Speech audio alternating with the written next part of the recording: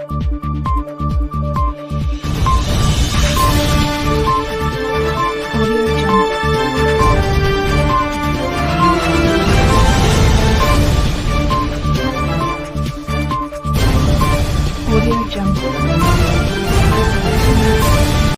है ये मेरी बहनें, इनकी सहनशीलता, इनकी कार्यकुशलता, इनकी कर्मठता अद्भुत है। ये भारत की नारी है। लेकिन मेरी बहनों, हमने दुख भी बहुत पाए हैं हमारे साथ।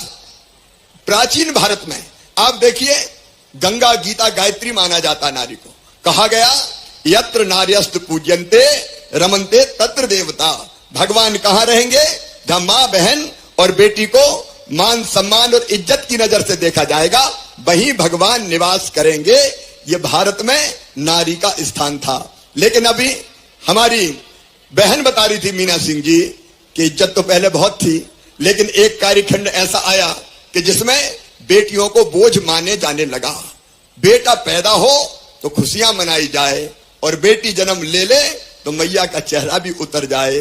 बेटी को आफत माना जाने लगा, बेटी को बोझ माना जाने लगा। और वो स्थिति जब हम देखते थे, मेरा मन भी सोचता था, सच में मन में तकलीफ और पीड़ा होती थी कि एक ही मां की कोख से बेटा भी जन्म लेता है, बेटी भी जन्म लेती है, लेकिन बेटे को ज्यादा प्यार और बिटिया को कम लाड़। हे भगवान, ये क्यों होता है? आखिर बेटी भी तो भगवान ने ही भेजी है।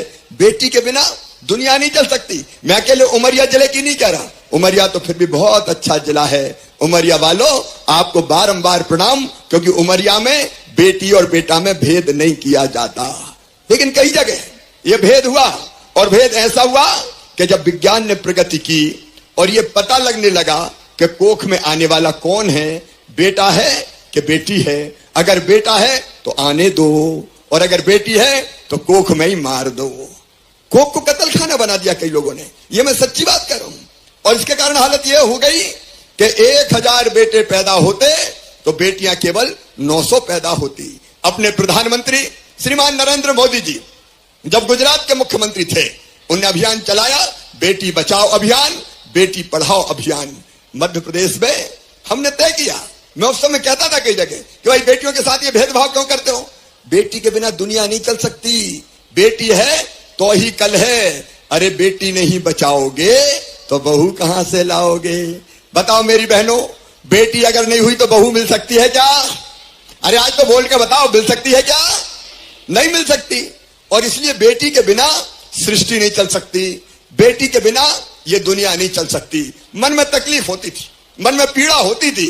एक जगह एक सभा में मैं बोल रहा था कि बेटी को आने दो, तो एक बूढ़ी अम्मा खड़ी हो गई, बात बड़ी बड़ी कर रहा है, बेटी को आने दो, बेटी को आने दो। बेटी अगर आ गई और बड़ी हो गई तो शादी में दहेज का इंतजाम क्या तू करवाएगा? आ गया कहने बेटी आने दो, बेटी आने दो। मेरा माथा ठनक गया। मैंने कहा भैया, शिवराज ऐसे काम नहीं चलेगा रे। बेटी को जब तक लोग बोझ मानेंगे, बेटी को दुनिया में नहीं आने देंगे। और इसलिए उस समय तो मैं कुछ नहीं कर सका, लेकिन इसके बाद जैसे ही मैं मुख्यमंत्री बना, वैसे ही हमने तय किया, मध्य प्रदेश में जितनी गरीब बेटियां हैं, उनकी शादी अगर उनके माता पिता करना चाहेंगे तो उनकी शादी का पूरा खर्चा माता पिता नहीं उठाएंगे, मामा उठाएगा, भारतीय जनता पार्टी की सरकार उठाएगी। और हमने बनाई मुख्यमंत्री कन्यादान योजना कि बेटी की शादी भारतीय जनता पार्टी की सरकार करेगी। बीच में कांग्रेस की सरकार आई, तब यह योजना बंद कर दी गई, लेकिन अब फिर भाजपा की सरकार है, योजना फिर से चालू कर दी गई है। एक और बात आई मन में कि बेटी को जब तक बोझ मानेंगे नहीं आने देंगे, तो मेरे मन में एक भाव आया कि ऐसी कोई योजना बनाओ कि बेटी मध्य प्रदेश में लखपति पैदा हो, लखपति। अब मैं मुख्यमंत्री बना तो मैंने अपने अफसरों से कहा ऐसी योजना बनाओ कि बेटी लखपति पैदा हो। तो अफसर कहने लगे साहब ऐसा कैसे होगा, ये तो हो ही नहीं सकता। अरे हमने कहा बहुत आसान है, बेटी अगर पैदा हो तो 2 बेटियों तक उनके खाते में पैदा होते ही 30,000 रुपया जमा करवा दो, और ब्याज लग के वो पैसा बढ़ता जाएगा। और जब बेटी बड़ी होगी तो 1 लाख से ज्यादा रुपया मिल जाएंगे। ये बनी लाडली लक्ष्मी योजना।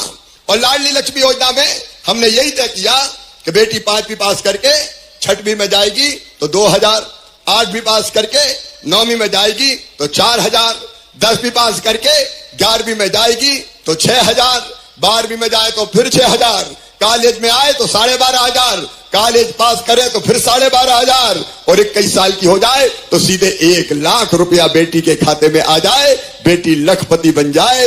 ये लाडली लक्ष्मी योजना बनी मेरी बहनों। और आज मुझे कहते हुए खुशी है, 44,90,000 लाडली लक्ष्मी बेटी मध्य प्रदेश की धरती पर हैं, जिनकी पढ़ाई लिखाई की सब व्यवस्था अब भारतीय जनता पार्टी की सरकार कर रही है। प्रधानमंत्री श्रीमान नरेंद्र मोदी जी का आशीर्वाद मिल रहा है मेरी बहनों। केवल इतने ही नहीं, अभी मीना ने बिल्कुल सही बताया, मीना जी ने बिल्कुल सही बताया।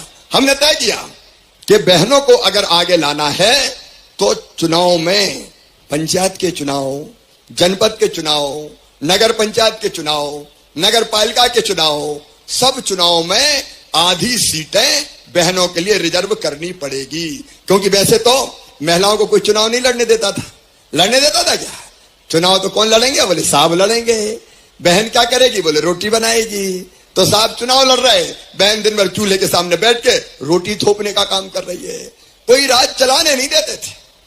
मुझे लगा कि सही अर्थों में बहनों का सशक्तिकरण करना है तो इनको चुनाव लड़वा के सरपंच बनाना चाहिए, पार्षद बनाना चाहिए, जनपद अध्यक्ष बनाना चाहिए, जिला पंचायत अध्यक्ष बनाना चाहिए। बोलो सही बात है कि नहीं?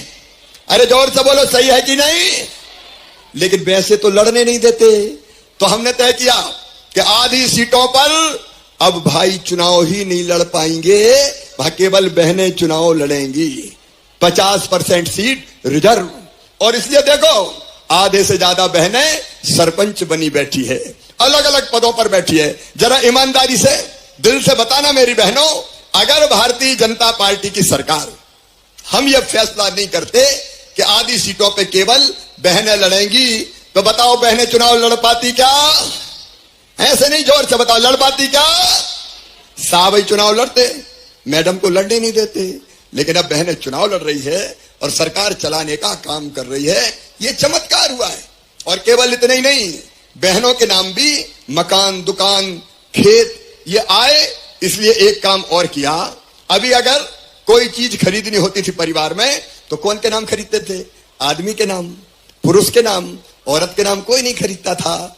लेकिन हमने तय कर दिया मेरी बहनों कि अगर महिला के नाम पे कोई मकान, दुकान खरीदेगा, खेत खरीदेगा, तो रजिस्ट्री का जो शुल्क लगता है वो केवल 1% लगेगा। भाइयों के लिए ज्यादा लगेगा, बहनों के लिए कम लगेगा। तो कई जगह पतिदेव ने कहा तेरे नाम मकान खरीद रहा हूं क्योंकि रजिस्ट्री का पैसा बचेगा।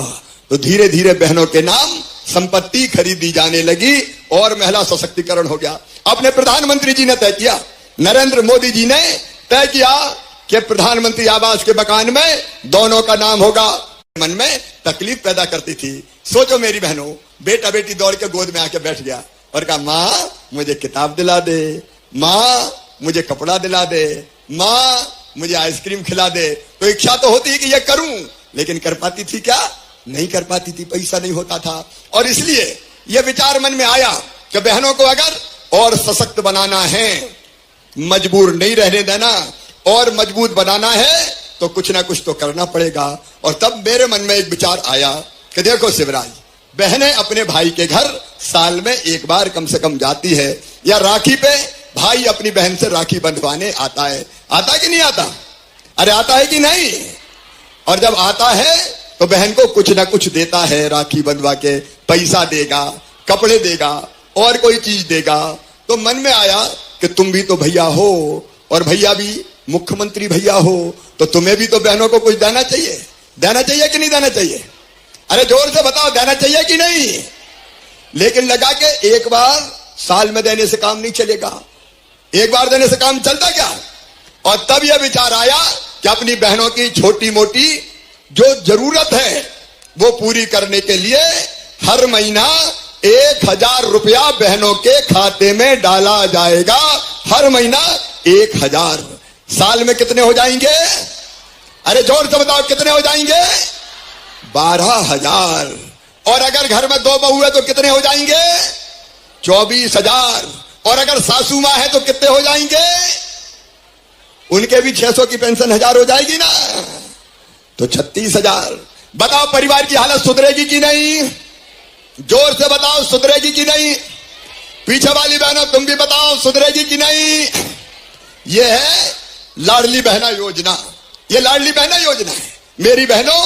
ये योजना आपकी हालत बदल देगी। देखो मेरी बहनों, पैसा आत्मविश्वास बढ़ाता है और पैसा इज्जत भी बढ़ाता है। बढ़ाता है कि नहीं पैसा इज्जत? पैसा अगर हो तो हिम्मत रहती है। अरे हिम्मत रहती है कि नहीं? पैसा हो तो हिम्मत रहती है कि जेब में पैसा है और पैसा है तो जरूरत पूरी करेंगे। पैसा अगर होगा तो सास और बहू का प्रेम भी बढ़ जाएगा। फिर सास कहेगी बहू के हर महीना 1000 रुपया आ रहे हैं तो रोटी में घी चुपड़ चुपड़ के खिलाओ। बहू की इज्जत बढ़ जाएगी। और अगर सासू जी के 600 के 1000 हो गए तो सास बहू भी कहेगी सोने के पहले माता जी के पांव तो दबा दूं। तो सास और बहू का प्रेम भी बढ़ जाएगा। बोलो बढ़ेगा कि नहीं? और अभी तक पति देव से पैसा मांगते थे, अब कभी देखो बहनें पैसा बचा के रखेंगी। पूरा पैसा खर्चा नहीं करेंगी। सोचेंगी बुरे समय के लिए, आड़े वक्त के लिए पैसा बचा लो तो थोड़ा सा जोड़ के भी रखेंगी। और कभी पतिदेव को अगर पैसा नहीं मिले और मुंह लटका के आए तो पत्नी पति का दुख नहीं देख सकती, बच्चों का दुख नहीं देख सकती। वो पूछेगी पप्पू के पापा क्या बात है, आज उदास क्यों हो? वो कहेंगे क्या करूं, बड़ा परेशान हूं, पैसे की जरूरत थी, व्यवस्था नहीं हो रही, कहीं से मिला ही नहीं। तो चट कहेगी मेरे पास रखे, ले जाओ, काय को चिंता करते हो, मैं तो हूं। तो घर के काम भी चल जाएंगे मेरी बहनों। यह है लाडली बहना योजना। बोलो सब बहनों ने लाडली बहना योजना के फॉर्म भरे कि नहीं? जिन्हें फॉर्म भरे हाथ उठाओ जरा। सब बहनें हाथ उठाओ जिन्हें भरे। कलेक्टर जरा माइक पे आओ भाई, कितने फॉर्म भरा है जरा बताओ। कलेक्टर पूरा बताएं फटाफट, कितने आवेदन भरा गए, कितने भरा है? लाडली बहना सर? हाँ लाडली बहना के 1,00,000 सर 9,000। 1,00,000 कोई छूटी तो नहीं है? नहीं सर, बिल्कुल 100%। और सबके पास हो गए? जी सर। KYC हो गया? जी सर। बैंक से जुड़ गए खाते? हाँ सर। तो मेरी बहनों सुनो, 10 तारीख के दिन 10 जून तुम्हारी जिंदगी में नए सौभाग्य को लाने वाला होगा। 10 जून को पहली बार तुम्हारे खाते में 1000 रुपया डाल दिए जाएंगे। 10 जून को। अरे इसमें तो जोर से ताली बजाओ ना। बताओ पहले कोई सरकार ने ऐसी योजना बनाई थी क्या? कभी कांग्रेस ने नहीं बनाई, बनाई तो भारतीय जनता पार्टी ने। और फिर केवल जून में नहीं, 10 जुलाई, 10 अगस्त, 10 सितंबर, 10 अक्टूबर, 10 नवंबर, 10 तारीख फिक्स कर दी।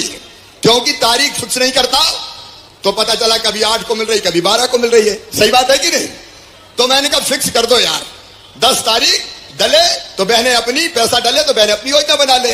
इसलिए ये लाडली बहना योजना बनी। बताओ अच्छी योजना है? अरे जोर से बताओ अच्छी योजना है? सुनो मेरी बहनों, गरीब नहीं रहना है, आंख में आंसू नहीं रहने देना है, बहनों की जिंदगी भी बेहतर बनाना है। और इसलिए लाडली बहना योजना के साथ मेरी स्वास्थ्य सहायता समूह की आजीविका मिशन की बहनें, कौन कौन है आजीविका मिशन में हाथ उठाओ जरा। ये मेरी बहनें बैठी है, ये देखो आजीविका मिशन की ताकत। जगह जगह गांव गांव में आजीविका मिशन बन रहा है। और सेल्फ हेल्प ग्रुप बना के, समूह बना के मेरी बहनों तुम में से हर एक की आमदनी बढ़ा के 10,000 रुपया महीना करना है। हर बहन को लखपति क्लब में शामिल करना है। क्यों रोएं, क्यों मजबूर रहें, क्यों आंसू बहाएं? अरे हम भी काम करेंगे और आगे बढ़ेंगे। हम घर में बैठकर रोएंगे नहीं। कितनी ताकत है मेरी बहनों तुम में। अलग अलग जगह कई स्वास्थ्य सहायता समूह हजारों रुपया कमा रहे हैं, बहनें कई लाख लाख रुपया साल से ज्यादा कमा रही हैं। और इसलिए मेरी बहनों आज भी स्वयं सहायता समूह के खाते में आज भी पैसा गवर्नर साहब के हाथों डलने वाले हैं। हम गरीब नहीं रहेंगे, हम भी आगे बढ़ेंगे। हम मजबूर नहीं रहेंगे, हम भी मजबूत बनेंगे। और इसलिए तुम्हारा भैया मुख्यमंत्री है और इसलिए भारतीय जनता पार्टी की सरकार है। आओ मेरी बहनों, सबको अपील करता हूं मैं, आगे बढ़ने के लिए अपने अपने गांव में स्व सहायता समूह भी बनाओ और हर गांव में लाडली बहना सेना भी बनेगी। छोटे गांव में 10 बहनों की, बड़े गांव में, छोटे में 11 बहनों की और बड़े गांव में 21 बहनों की। बहनें संगठित होंगी, एक होंगी, और एक होके आगे बढ़ेंगी। बोलो हर गांव में बनाओगे ना? अरे लाडली बहना सेना बनाओगे ना? तो मेरे साथ बोलो भारत माता की। हम बढ़ेंगे आगे, हमको बढ़ना है, बच्चों को बढ़ाना है, और इसलिए ये लाडली बहना अभियान। और इसलिए आज हम सब मिले बहरी बहनों, आओ हम सब बहनें मिलकर संकल्प लें कि हम सरकार की योजनाओं का लाभ उठाते हुए आगे बढ़ने का काम करेंगे, अब पिछड़े नहीं रहेंगे। एक फैसला और मेरी बहनों किया, जितने शराब के दारू पीने के अहाते हैं वो 1 अप्रैल से सब बंद कर दिए गए हैं, दारू के अहाते नहीं खुले। ये महिलाओं को बर्बाद करती है, परेशान करती है, परिवार को तबाह करती है, और इसलिए सारे अभियान मेरी बहनों चल रहे हैं प्रधानमंत्री जी के नेतृत्व में। पूरे दुनिया में भारत आगे बढ़ रहा है। ऐसे प्रधानमंत्री बहुत सौभाग्य से मिलते हैं। ज्ञान सिंह जी कह रहे थे भारत का डंका बज रहा है चारों तरफ, जहां प्रधानमंत्री जाते हैं मोदी मोदी होता है, क्योंकि देश के लिए भी काम कर रहे हैं और दुनिया के भलाई के लिए काम कर रहे हैं। और इसलिए मैं सब बहनों से कहना चाहता हूं, हम पट्टा भी दे रहे हैं, प्रधानमंत्री आवास के मकान भी। आज और योजनाओं की चर्चा नहीं करूंगा। आकाश कोट, आज ही हमने 200 करोड़ रुपए से ज्यादा के शिलान्यास किए। ज्ञान सिंह जी बैठे, आकाश कोट में पीने का पानी नहीं था, ऊपर बसे आकाश में गांव। आज योजना का शिलान्यास हो गया है, आकाश कोट में भी पानी पीने का घर घर आएगा। मेरी बहनों, उमरिया जिले में भी अब हैंडपंप नहीं, गांव गांव में पाइपलाइन बिछा रहे हैं। पाइपलाइन बिछा के टोटी वाला नल लगा के आपके घर पीने का पानी देंगे, ताकि टोटी खोलो तो झरझर पानी आ जाए, गुंड और गगरा भर जाए, हैंडपंप की खटर पटर खत्म हो जाए। बोलो होना चाहिए कि नहीं? जोर से बोलो होना चाहिए कि नहीं? तो आज ऐसी अनेकों योजनाओं का शिलान्यास किया गया है, लोकार्पण किया गया है। कई खातों में पैसा जाएगा, अभी स्वास्थ्य सहायता समूह के खातों में भी पैसा जाएगा। आओ मेरे बहनों और भाइयों, हम संकल्प लें प्रधानमंत्री नरेंद्र मोदी जी के साथ चलने का, हम संकल्प लें भारतीय जनता पार्टी की सरकार के साथ चलने का, हम संकल्प लें भैया और मामा के साथ चलने का, हम संकल्प लें गरीबी दूर करने का, हम संकल्प लें उमरिया जिले को आगे बढ़ाने का। और इसलिए आज गवर्नर साहब भी हमारे बीच आए हैं। जब आज हम यहाँ आए तो हमारी बहन मीना सिंह जी ने भी, शिव नारायण जी ने भी, और ज्ञान सिंह जी यहाँ के बहुत लोकप्रिय नेता है, उन्होंने भी कई काम मुझे बताए हैं। पहले जो हुआ है वो सब काम आपके ध्यान में है। एक काम शिव नारायण ने बताया, बिलासपुर में डिग्री कॉलेज का, शिव नारायण बिलासपुर में डिग्री कॉलेज प्रारंभ कर दिया जाएगा। पिनौरा स्वास्थ्य केंद्र का उन्नयन कर दिया जाएगा। आपने अलग अलग निगहरी सामुदायिक स्वास्थ्य केंद्र की बात की, उसको भी हम खोलेंगे। निपनिया में लिफ्ट इरिगेशन की बात की, तो परीक्षण करा के तकनीकी दृष्टि से अगर साध्य होगा तो निपनिया में लिफ्ट इरिगेशन की योजना प्रारंभ की जाएगी। आपने चंदिया रेलवे ब्रिज की बात कही है, रेलवे से बात करके चर्चा करके केवल एक फाटक वाला आपका रह गया है, तो उसको भी रेल मंत्री जी से चर्चा करके उसको भी हम ब्रिज में तब्दील करने का, परिवर्तित करने का काम करेंगे। ऐसे आपने और कुछ दाऊ ने बताया, अलग अलग आकाश कोट में प्रतिमा रघुनाथ साय शंकर साय जी की लगा दी जाएगी दाऊ। माता शिवरी की मूर्ति की बात कही आपने, तो कहां लगनी कौल समाज के मित्रों से बात कर लेते हैं, वो भी काम हम करेंगे। आपने उचहरा में महाराणा प्रताप जी की प्रतिमा की बात कही है, तो वहां भी महाराणा प्रताप जी की प्रतिमा लगाएंगे। निपनिया की बात मैंने कही थी। बहन मीना सिंह जी ने अपने क्षेत्र के बारे में भी वो चाहती थी कि वहां भी दौरा हो, बाद में मैं जरूर आऊंगा। लेकिन अमरपुर में तहसील का दर्जा हो, लेकिन बरबसपुर अमरपुर इनका झगड़ा खत्म करना पड़ेगा। पिछली बार कहीं का झगड़ा हो गया था, वो झगड़ा मिटाना पड़ेगा। तो अमरपुर को तहसील का दर्जा दे दिया जाएगा, और बरबसपुर और अमरपुर तो पास पास में है ना, दूर है 17 से। ठीक है। तो अमरपुर और बरबसपुर दोनों को तहसील बनाने के लिए परीक्षण करके कौन कौन से गांव आएगा, आगे कार्रवाई करेंगे ताकि वहां की जनता को सुविधा मिले। मानपुर सामुदायिक स्वास्थ्य केंद्र को उन्नयन कर दिया जाएगा। इंदरबार प्राथमिक स्वास्थ्य को भी आपने उन्नयन करके सामुदायिक स्वास्थ्य केंद्र बनाने की बात कही है, उसको भी हम आगे बढ़ाएंगे। कुछ आपने high school, higher secondary school की बात कही है, तो उस पर भी हम निश्चित तौर पर कार्रवाई करेंगे। हायर सेकेंडरी सीएम राइज के कारण अभी बंद है, तो फिर से विचार करेंगे। अच्छा, भरेबा में भी महाविद्यालय खोल देंगे, आदिवासी जिला यार शिवराज काय की कंजूसी करना रे, खोलते जाओ उमरिया जिले में। ये वो जिला ऐसा है जो बहुत प्यार और आशीर्वाद देता है, भारतीय जनता पार्टी को भी प्यार और आशीर्वाद मिलता है, आपका आशीर्वाद भारतीय जनता पार्टी को मिलता है। हम भी विकास में कोई कसर नहीं छोड़ेंगे। मेरे प्रिय बहनों और भाइयों, इतनी देर तक इतनी गर्मी में आप बैठे रहे, मैं आपका मेरे छोड़ गए सामुदायिक अब वो बाद में बता देना, बाद में देख लेंगे उधर आना है कि नहीं आना है। जी आना है मान ठीक है, तो अभी तो हम गवर्नर साहब को सुनेंगे क्योंकि उनका मार्गदर्शन हमारे लिए बहुत आवश्यक है। एक बार मेरे साथ मिलकर सब संकल्प करो कि जो हमारे लिए काम करेगा हम भी उसके साथ रहेंगे। बोलो तैयार हो? इधर वाली बहनें भी बताएं तैयार हैं, उधर वाले भी तैयार हैं। तो आइए मेरी बहनों, संकल्प लें, हम मोदी जी के साथ चलेंगे, हम मामा के साथ चलेंगे, भारतीय जनता पार्टी की सरकार के साथ चलेंगे, गरीबी दूर करेंगे, खेतों में पानी लाएंगे, नौजवानों को रोजगार दिलाएंगे, बच्चों की ठीक पढ़ाई करेंगे और आगे बढ़ेंगे। ये संकल्प लेने के लिए मेरे साथ दोनों हाथ ऊपर उठा के, इधर भी और इधर भी